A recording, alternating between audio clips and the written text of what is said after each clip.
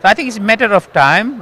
Those who are we are staying in luxury, it's a matter of time when we will be impacted by climate change. So it's a serious issue, and I used to say it's like a slow poison. Climate change is like a slow poison, and you really don't know when that will hit you. Interesting.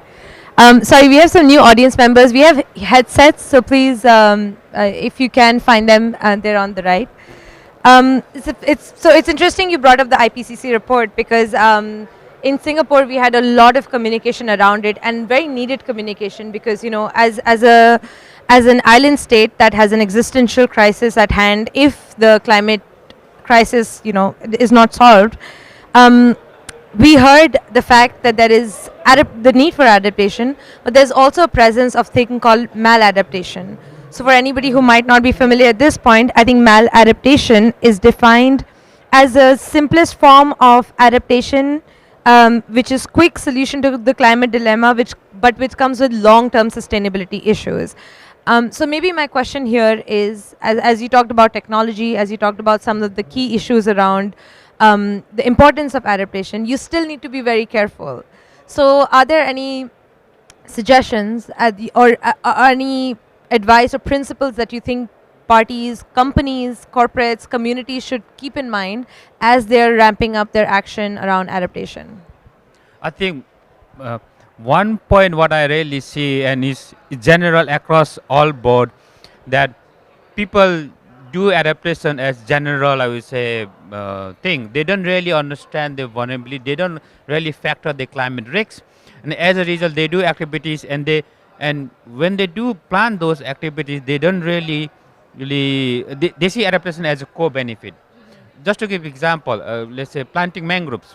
Planting mangroves is is an adaptation project, but if you don't understand the risks, the climate risks into that particular region, and just plant the mangroves, those planting mangroves can result to negative impacts. And that's called maladaptation. And just to give example, if in the coastal zone, if you build a sea level wall without understanding the climate risks in terms of, let's say, in the temperature rise scenario of 3 degree, and the sea level will really increase high, then when the temperature really goes up there, then the sea level wall will act as a barrier and more flooding will come inside.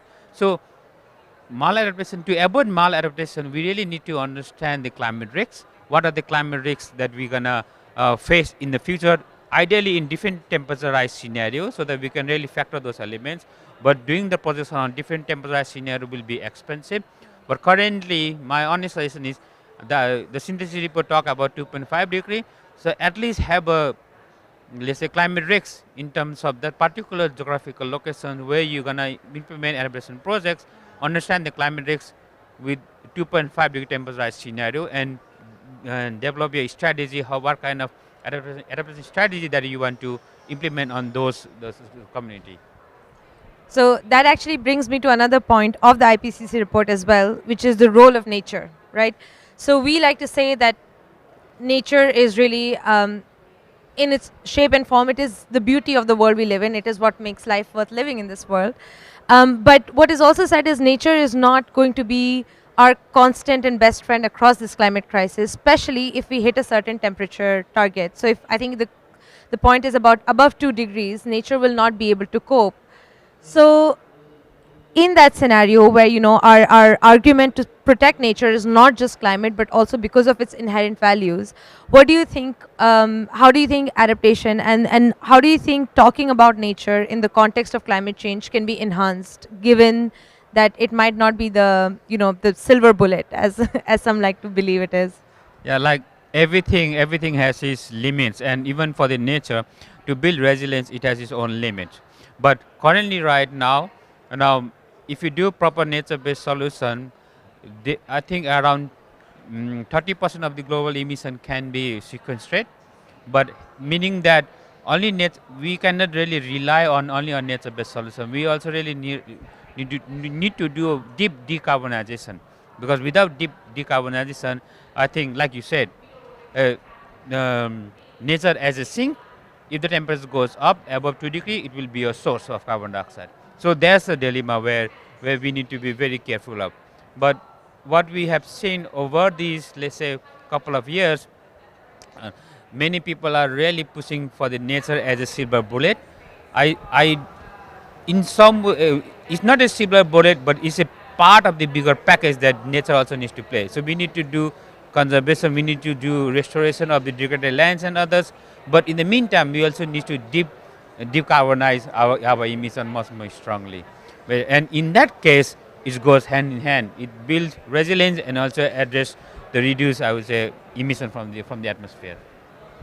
I don't know in this audience, but how many people have heard of nature-based solutions? Oh, okay, this is a cop audience. I should have expected that.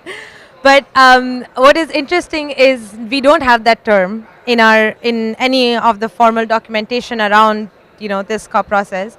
But we have a greater emphasis on it, and we have a greater emphasis on commodification of those assets. For example, those to finance those seawalls, we want to go into the space where nature-based solutions can bring in money from the private sector for the banks. So I know we are digressing a little bit farther from the core topic, but I'm really curious to ask, as adaptation goes, how much can these market mechanisms actually be used to fund or to enhance our adaptation actions? Is there a scope for that?